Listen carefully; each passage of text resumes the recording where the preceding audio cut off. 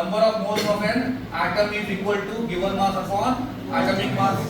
So if it is molecule is there, the number of moles of atoms for the one molecule is given mass upon molecular mass or molar mass.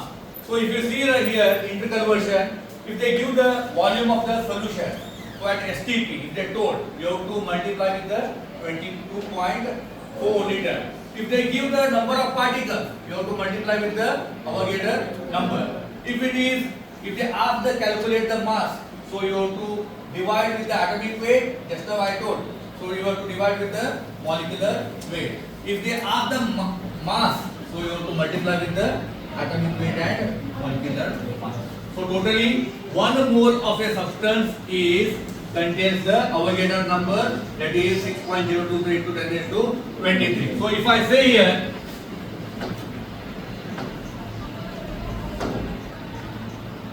here, the number of moles of substances, number of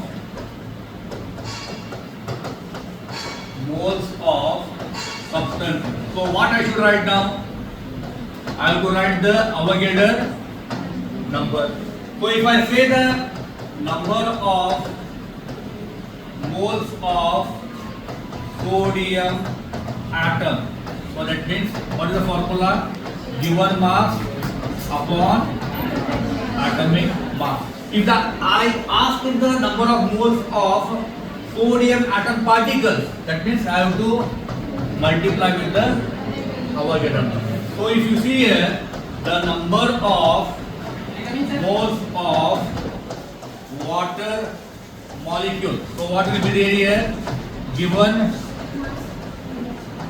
mass upon molecular mass into, if they ask the particle, number of particles. So this we are calling as a mole concept.